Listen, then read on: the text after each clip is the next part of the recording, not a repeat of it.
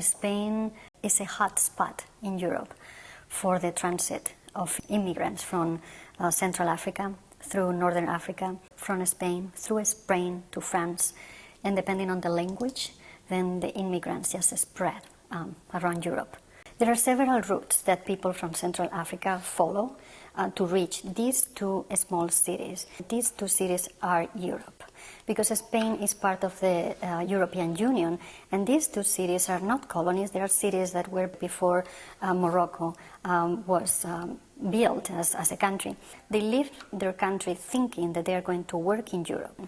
And the women have been exploited already in Nigeria, but they're going to keep being exploited, sexually exploited, all the way from Nigeria to Mauritania, that is around here, Mauritania and Morocco, depending on the interest of the country. For example, black women from Nigeria are wanted sexually in Mauritania, in Algeria, but they are not wanted in Morocco. Moroccans don't want and don't like black women for sex. But in Morocco they will be also trafficked, but they will traffic for begging, they will be trafficking for labor, but not for sex, because that's not the demand. Sometimes it takes for a woman 2 years to reach one of these cities.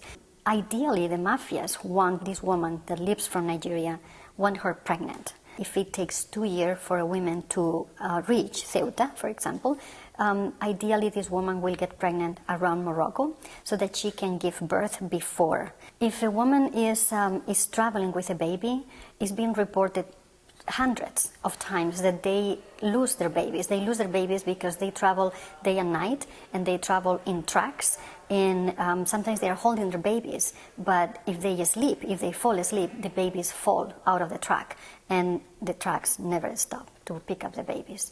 The women have to pay around 40,000 euros. It can be more than that. It's impossible for a woman in Nigeria who wants to leave their country to pay $40,000. It's a debt bondage. She is already bonded to the trafficker. So the trafficker is going to sell her again, another trafficker will buy her, then this other trafficker will sell her again, and another one will buy her again, until she reaches one of these places. There are mountains here, very steep mountains. And there are many different communities of immigrants that have been trafficked. Some of them have been smuggled, because trafficking implies it's different than smuggling, so we have to make that distinction. But in these mountains, they're just hiding. They're hiding until the sea is calm and they can cross this border first, and then they can cross the sea and then go into Spain, crossing the Gibraltar Strait. So when the women leave Nigeria, they want what everybody wants. They want a better life for their children. They have families to support. Sometimes they are the older sisters and they want to support their siblings. There are women who have masters and PhDs and have education. They just want opportunities, and they are lured into the whole system of believing that in Europe life is better and that they can just send money back. They are running from their country from different situations: poverty, disease, orphans, that have become orphans because of the disease, because of Ebola, and they are very vulnerable to being smuggled and to be trafficked. The mafias are all the way, around the way, in Morocco as well. They don't work together, really, but they just do the same. They exploit people and they exploit women, especially for sex. If a woman leaves Nigeria and has family, the first thing that they do is they sign a contract that mandates the woman to fulfill and to pay the debt. So if the woman doesn't pay this $40,000 or more, to the first trafficker, and it will be many more, the woman knows that bad things are going to happen to the family back in Nigeria. All the members of the family can be killed, and it has happened. If this woman dies in the way, the family has to pay the girls. So if the women and girls are here, it's like a small beach that they have to cross. This is Tangier here.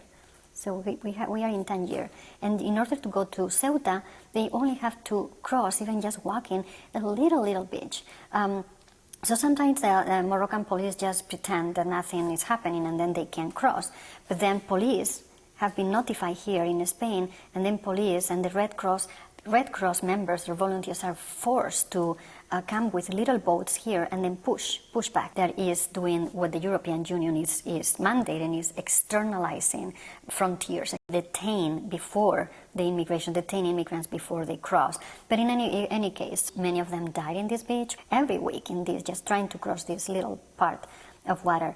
The Gibraltar Strait is really difficult to cross. The ocean is higher than the Mediterranean and the currents are really criminal. But they cross in many different ways. Sometimes they cross inside the ferry, the official ferry, and they grab underneath any kind of car, any kind of vehicle. Or they cross in a raft. 45,000 people have died crossing. So 45,000 in a year have died. So we can imagine how many are attempting to cross. So once they have crossed a geographical border and then they are in Spain, of course, they are going to get caught immediately here by the authorities in Spain or here. So the authorities then will detain and will put people, they separate people. So if the woman has a baby, they will not be detained.